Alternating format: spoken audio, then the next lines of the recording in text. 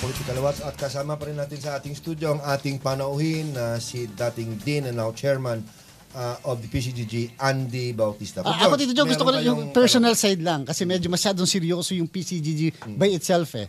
But siyempre sa isang successful lawyer, member of the academe, Dean ng College of Law, tapos kilalang kilala as an international lawyer there. But what made him decide? What made you decide, sir, to accept the PCGG chairmanship? Maraming salamat sa magandang tanong na yan. No? Kumbaga, I think ang sagot talaga is medyo I was midlifing. No, I felt it was time to give back to the country. No? Na kumbaga ako naman ay pinagpala, sinuwerte na nakapagtrabaho abroad, sa New York, sa Hong Kong, nakapagbalik dito. I was running the Shangri-La Group. Yes, sir. Kumbaga, sinuwerte na ako and I felt that it was time to serve. At tamang-tama, ako'y sumasang-ayon sa matuwid na daan ni Pangulong Aquino. At ako'y naimbita na sumama, in which case sabi ko, why not? But after 5 years, was it worth it? And so far, yung bang na-accomplish nyo so far, nag-exceed na po ba kayo sa naging expectation nyo 5 years ago? I would like to think that it was worth it, no? Especially for me, not maybe in the pocket, but for the soul. Yes, na kumbaga, kahit na ba paano, nakatulong naman kami. As I said, pag tinig naman yung track record ng PCGG over the last 5 years, yes, sir, it's more positive than negative, no? And ako, as an individual, kumbaga, I've been in the private sector my whole life. It was good that now I see the other side of the coin. Tsaka ito nakakatuwa, no? Because ang office po ng PCGG ay nasa EDSA. Yes, sir. Okay, it's nasa tapat ng SM Mega Mall. Ang dati ko pong opisina ay nasa Shangri-La, EDSA Shangri-La. So halos side. I'm on the other side, pero nga parang Tale of Two Cities ito Yes, ni sir. Charles Dickens at saka now I'm on the wrong side of the tracks and sasabihin nila yung medyo magulo. Yes, sir. But yung PCGG po, sir, sabi nyo, almost 100 million lang ang budget niya per year eh. To be very effective as an agency that trying to recover ill-gotten wealth, more or less, magkano ba talaga dapat sa inyong palagay ang dapat na budget ng PCGG to be effective? That's right. Well, again, no, depende kasi yan. We really have to have a cost-benefit analysis. Yes, No? We have to recognize, number one, 29 na taon na ang nakalipas. Tama. Marami ng ebidensya ang nawala, marami ng mga testigo namatay or kaya ayaw nang tumulong sa atin. Dapat din natin alalahanin yung mga hinahabol natin ngayon. Yes, sir. Kumbaga, nakabalik na sa kapangyarihan. At yan ang katotohanan. No? Kaya mas mahirap talagang balikan.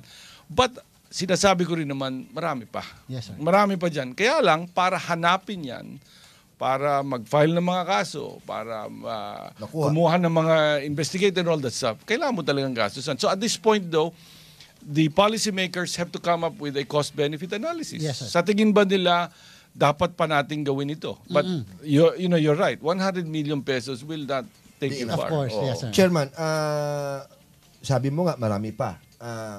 Magkano ang estimate mo, more or less, yung mga assets or funds or shares of stocks na dapat pang makakuha at maibalik sa pamahalaan?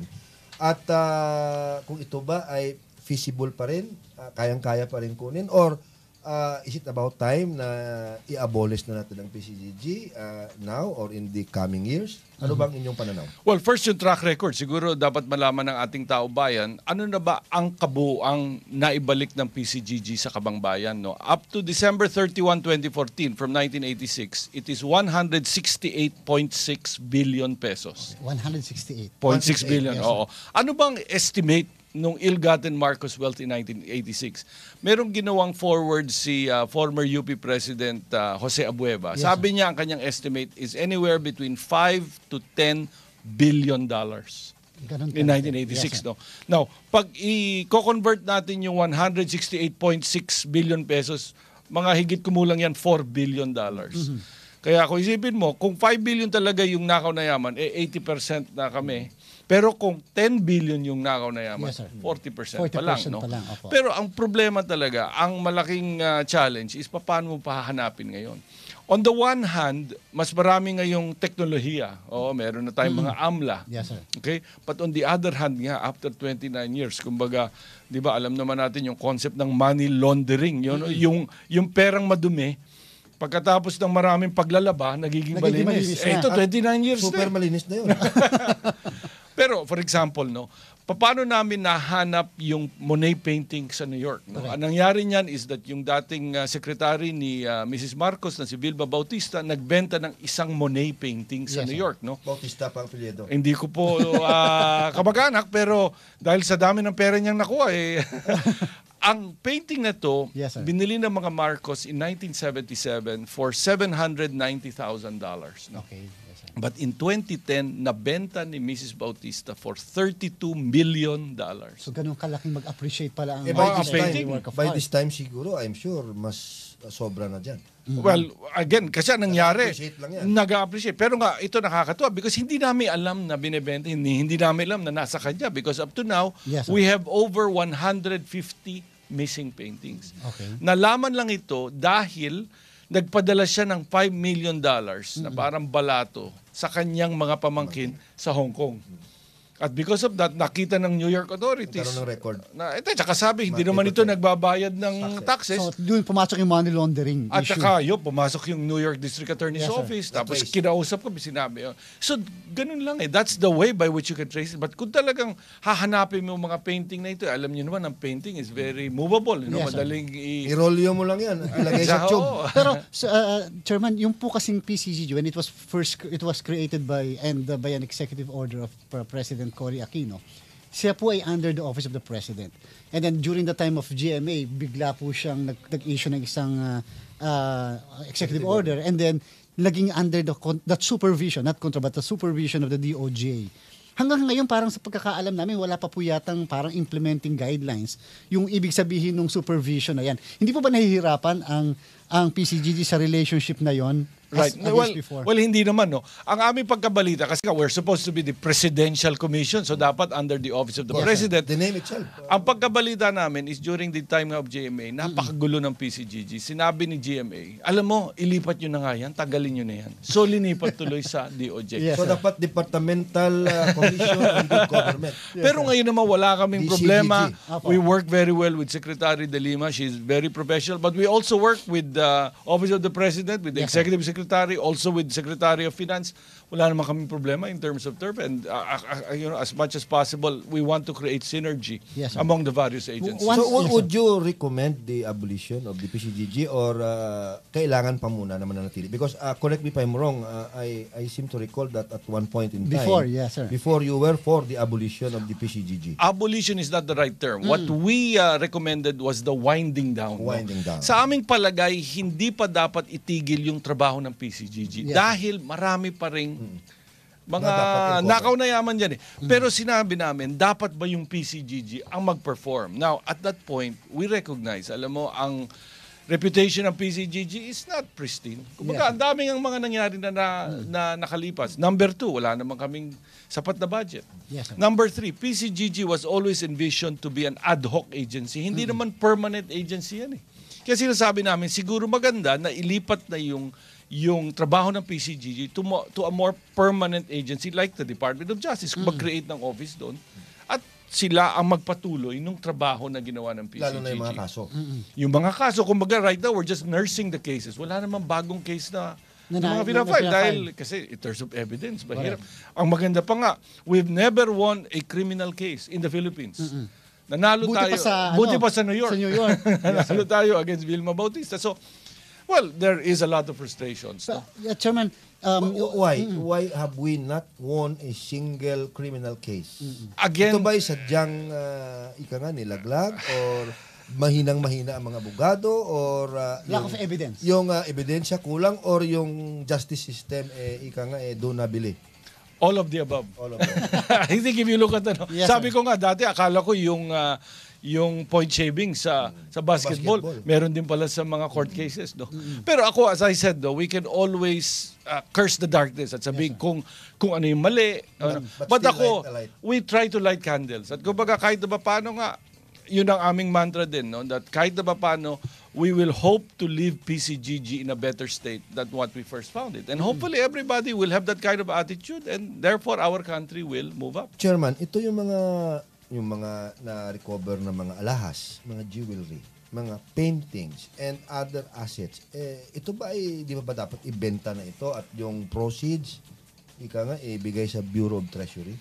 bakit... May restraint pa po mula sa why courts? is it, na kunyari, yung mga alahas na nasa central bank, why is it that until now, wala tayong disposition with regards to them, ano? Okay. Is it because may kaso or whatever? Sige. Well, in terms of the mga alahas, no, meron tatlong set, no? Yung tinatawag na Hawaiian Collection. Ito yung mga dinala ng mga Marcos Hawaii nung sila ay umalis na kinumpiska ng US Customs, ibinalik na yan sa atin. Apo. So yan ay pag-aari na ng gobyerno. Yung tinatawag na Walang kaso dyan. wala na kasi nagkaroon na ng compromise agreement dyan. May tinatawag na Malacanang Collection. Ito naman yung mga naiwan na mga alahas. Yes, sir. Iyan may kaso pa. Nanalo na ang pamahalaan sa Sandigan Bayan kaya lang naapilan ng mga Marcos Sa Supreme Court. sa Supreme Court. Yes, sir. And then finally, meron tinatawag na Romeliotes Collection. Ito yung na-intercept by, there was a Greek guy, Mr. Romeliotes. He was trying to leave the Philippines in March 1986. Nakumpiske ng custom. Doon sa tatlo, yun ang actually ang pinakamahalaga. Pinakamahal. Yes, Pinakamahal. Pinakakonte. Apo. Kaya lang pinakamahalaga. Now, the three collections, Ito ba may kaso yun? wala na. yung kay Kasi Romulo. ang nangyari doon was that na-confiscate ng customs at nagkaroon na ng final decision na pag-aari na yan ng gobyerno. So yung dalawang sets na ito, yung una, yung na-confiscate Yung Hawaiian. sa Hawaii, at yung na-confiscate dito sa airport sa atin, Atin- pwede na ito anytime may benta. Technically, yes. Yes, Pwede na. No? So Oo. what is preventing the government from disposing of this and getting the right price, of course, para mapakinabangan natin? Right. Well, I think right now, ang iniisip is, ibenta ba muna o dapat ba munang i-exhibit? Kami sinasabi namin, dapat sigurong i-exhibit muna. Bakit? Dahil, again, ito'y pag-aari ng taong bayan. Dapat makita to ng taong bayan. Pabayaan mo silang humusga kung ano dapat gawin. And besides, yung mga interesadong bumili, dahil the best dito is i-auction, makita na nila. Exactly. Yung pang sinabi sa amin ng Christie's at Sotheby's, pagka ini-exhibit nyo, umaakyat yung presyo. Kaya siguro, ang pinakamaganda, i-exhibit muna. Tapos, if ever ibebenta, well, siguro next administration ang Pero, dapat. di ba, sir? Bakit hindi nagagawa yan? Bakit hindi na i-exhibit? Bakit wala pa exhibit? Well, wala pa ito. At saka humahanap kami kasi din ng tamang lugar. Yung pang problema, no, with these kinds of very expensive jewelries, kailangan may insurance Sa bahay, ka. pwede. Nako. Pero, Chairman, hindi po ba napaka-dangerous din na, of course, we can always trust the next administration. But mabuti kung pare-parehas po yung trust, mabuti kung pare-parehas. Mabuti kung nandyan pa rin kayo as PCDG Chairman. Pero baka po biglang iba yung kanilang approach dito. Hindi po ba mas maganda kung kailan naandyan yung tuwid na daan, kung kailan kayo naandyan, gawin na kaagad po natin. Of course, considering pa rin yung security, yung place, yung venue, but then it should be made right now before the end of the term of the present administration. Before you answer that question, Chairman, pwede naman i-exhibit yun sa Central Bank, di ba? The Central Bank Yung is sa- such a very, very secure location. In fact, may Metropolitan Museum na nasa tabi, no. Yeah. Yun ang aming naging mungkahi, no. Yes, sir. Pero nga, well, at the moment, in fact, we are working with both Christie's and Sotheby's to try and make this happen. Auction, di ba? Auction siya. Exhibit Exhibit muna. muna. Exhibit Tutulong muna. sila para exhibit. And then No? later on, i-auction nila. Hindi. Tapos yun ding valuation. Valuation. Again, itong three sets, ang valuation in 1991 was anywhere between $6 to $8 million. But now, we believe at least it is 4 or 5 times that value. More pa pagka in-exhibit yan. In-exhibit pa. Pero as I said, kasi nagiging rin natin is, kumbaga, we are in the last year and a few months of the administration. Yes, sir. I don't know if there will be a decision in respect of this Who matter. will make the decision on this? Specifically, sino ba? The President or The who else? PCGG. Or the PCGG? Well, or PCGG, the DOJ Secretary? the PCGG has made a recommendation, but we have to get the blessing of the Office of the President, the Secretary of Finance, Department of Finance, kasi Yes, sa customs. Correct. Oo. Tapos yung nga sa Malacanang collection, ang problema din is because of the pending case, wala pang final decision on the ownership, in which case, you may have to get the pahintulot also of the Marcoses. Yes, sir. But never mind that second set. Ang first set, di ba, pwede na yung sa That's Hawaii. right. Yung first At saka set, yung mas malaki. pwede na rin yun. So, Oo, yun yan. na lang. Pero, Chairman, yung gaano na po kalaki ang naging contribution ng PC, at least during your term na lang po, from 2010 to 2015, sa CARP, sa Comprehensive Agrarian Reform Program? Doon kasi, okay. Ang nangyayari is that karamihan ng recoveries ng PCGG ay dapat sa CARP. Yes, sir. Sa aming watch though, Kasi nga, ang pinakamalaking nakuha is for the Coco Levy. Yes, sir. Oo. Pero for the carp, I would say siguro mga 2 to 3 billion. But in total, ang PCGG has been able to remit over, I think, 88 billion pesos that is So, being used for carp. Of the 88 billion pesos, sa carp ba lahat yan? Or Carp lahat Carp yan. lahat. Carp lahat yan. Would you say, because we're talking about the previous PCGG under the previous administrations, would you say that it was money well spent insofar as the comprehensive agrarian reform program is Ay, or was concerned? That's it. Pero wala po kaming say dyan eh. Kasi nakasaad po Nasa yan law sa eh. batas Sa law eh. eh. Na kung ano man yung recovery ng PCGG ilalagay sa CARP because of Republic Act 6657. But was it spent Hindi nyo rin correctly? alam. Hindi namin alam. In fact, yun ang aming Ah. tinatanong. Nasabi namin, and I think si former Chair Grace Pulidotan ng COA, Yes, sir. I think meron siyang report eh. Na kumbaga, binigay yan sa Treasury, ano ngayon ang pinaggamitan yan ng Department of Agrarian Reform over the years. Yes, sir. Kasi gusto nating malaman yan. Especially with regards to yung kailangan ng mga agrarian reform beneficiaries, yung mga support services. Exactly. Oo, Of yan, course, yan. depende We na sa don't know that.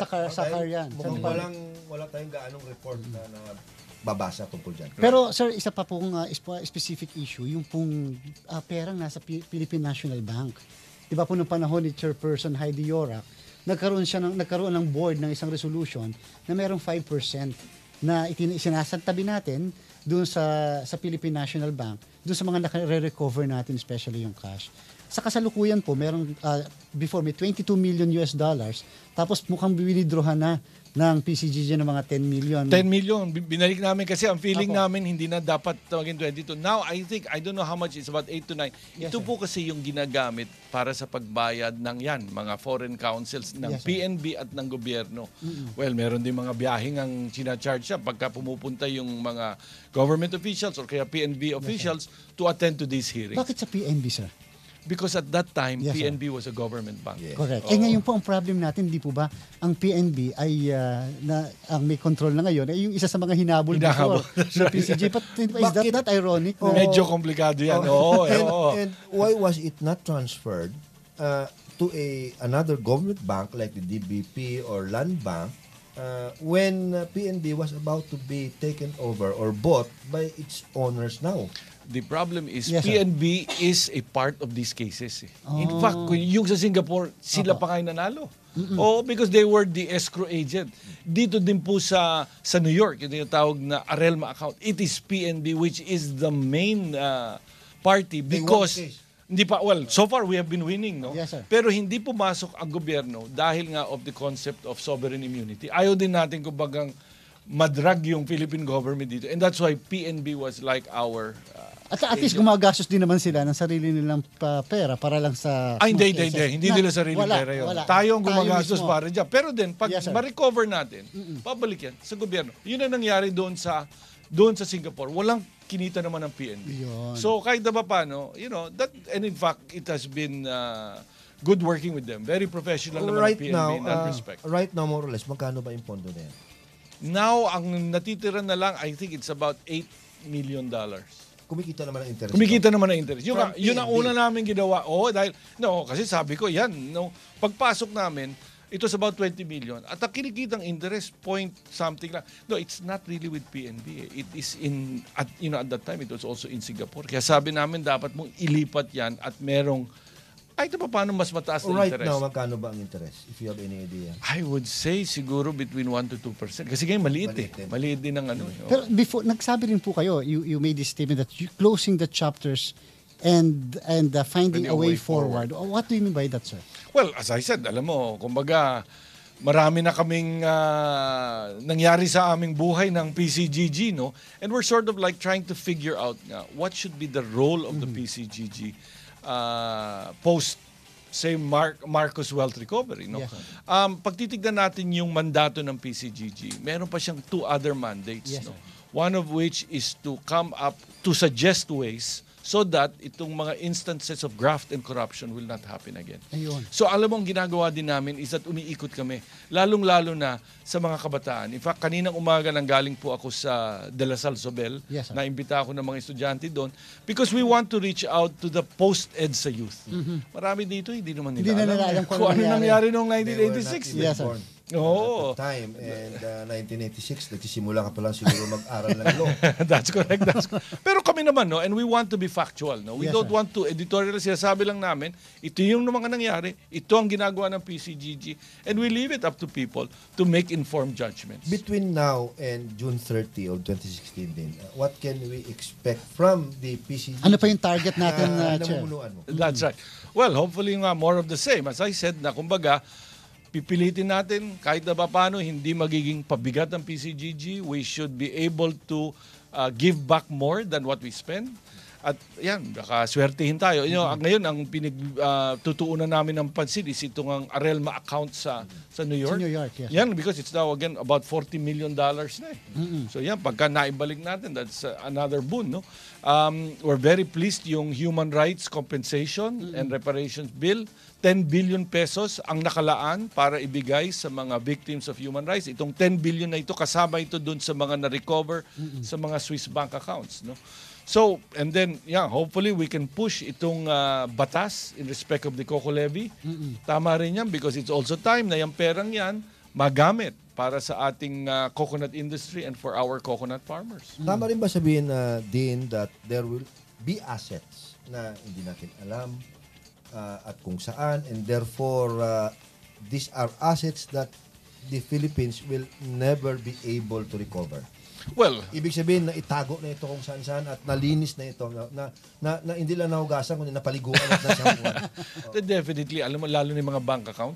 Kasi ang mga nangyayari din minsan, at alam naman natin na napapanood natin yung mga sine dati during yung World War II. Yes, sir. Yung mga Jews. Juice. Yung mga Nazi, ang daming mga pera na kumbaga nilut, nawala na at maybe naiwan na lang sa mga bangko. Including works of art. Works of art. Same thing yan dito. Kaya, well, yan ang, but hopefully nga through time, and again, we are all naman men and women of faith, that in the end, the truth will come out and kahit na ba paano, maibabalik yan. And that's our hope. Na, kumbaga, itong, for example, Monet painting, di naman namin akalain, pero biglang bumalik sa atin. And yan, hinahabol pa natin yan. Ha? Chairman, whenever you appear sa sa Congress na lang, as an institution, the Senate and the House, to defend your budget, ano yung mga usual questions na itinatanong sa inyo ng mga congressmen natin and senators? Well, of course, dyan makikita mo yung politika eh. Kasi merong mga members of the House or kaya medyo gusto na kaming talagang buwagin. No? Yes, sir. Eh ako naman, okay na.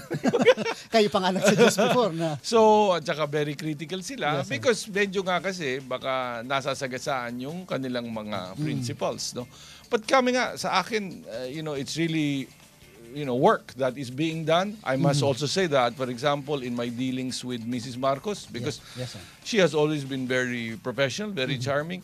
Bago naming And she's a member of Congress. member of Congress, yung parang walang persa. Because before we could proceed with the case against Vilma Bautista, ako inaatasan nung New York District Attorney's Office na sabi, kailangan yung itanong kay Mrs. Marcos kung sa kanya ba yung painting na yan. So I had to go and make an appointment with her and she was kind enough naman to receive me and she answered questions. So kumbaga, nothing personal, Correct. But at the same time, nakaw na yaman is nakaw na yaman. Ayun, At sir. yun dapat ibalik sa taong Chairman, bayan. one quick question from me, last ko na ito. Ito yung mga sequestered corporations, yung mga board directors na na-appoint. Sino ba yung nag-a-appoint? Hindi ba nito at napupoliticize yan, Sino sir? nagre-rekomenda? Well, yeah. Well, dyan, ngayon, ang maganda is that all appointments have to be coursed through the Office of the President. No?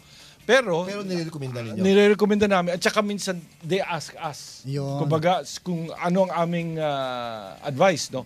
Pero right now, we can also tell you na kumbaga, yung mga per diem, maliliit na. Wala Hindi na. nakagaya dati. Hindi nakagaya. Tsaka ngayon, in fact, yung GCG, Yes, sir. mas malaki di hamak ang mga nakukuha per diem ng mga government-owned and controlled corporations. But again there, we want to, for example, yung Baseco, na dati talagang pinagsamantalahan. Ngayon, kumikita ng 57 million. Yung IRC Group, ito yung Mid-Pasiglan, yung Payanig sa Pasig. Yan, kumita ng 48 million for 2014. Pero sir, one quick question para sa inyong final words po sa ating mga kababayan. Was justice already served to the Filipino people, at least by the recovery of this ill-gotten wealth so far? I don't know about that. No? At ako naman, sabi ko nga, I think that the Filipino people have to be, I'd say, more involved. Dapat talagang makialam eh. Alam mo, at kahit na ba paano, dapat natin suriin yung mga kandidato. Yes, sir. Dapat ang iluluklok natin sa pwesto ay yung mga karapat-dapat. Huwag natin dapat, kumbaga, kalimutan ang ating kasaysayan at kung ano yung mga pagkakamaling nangyari para hindi ito maulit-ulit. No? Kasi kahit na ba paano, you could see that our democracy talaga is still evolving. Ayun. At marami pa ring judgments being made. Alam mo na, lalo na sa ating mga taong bayan, di ba? They vote on the basis of popular, maganda ba o gwapo, Personality, ano po? nakakatuwa ba o hindi. May pera ba? Wala. May pera ba o wala? Alam mo, dapat suriin nila yan. And that's really, I think, what the call is. That if you want good government, the individual Filipino citizen has to really work for it and work at it. And you have to be very involved sa mga ganito. That's right. Iyon. Napakaganda po ng ating talakayan. Kapos po yung ating panahon. Pero so of course, tayo pinagpapasalamat. Maraming salamat muli kay Chairman ng PCGG po, si Dean Andy Bautista. Maraming salamat din. And of course, maraming salamat din po sa inyo mga poll watchers ng bayan. Dito sa Political Watch, sagot namin ang mga informasyon. Nasa inyo ang desisyon at ang magbuo ng opinyon. Hanggang sa susunod na Webes po, samahan niyo po muli kami sa pagtalakay at paglilino ng mga usaping may kinalaman sa ating pang-araw-araw na pamumuhay. Ating pong tatandaan na sa isang malusog na bayan, Sumusunod sa batas ang mamamayan. Salamat sa Diyos.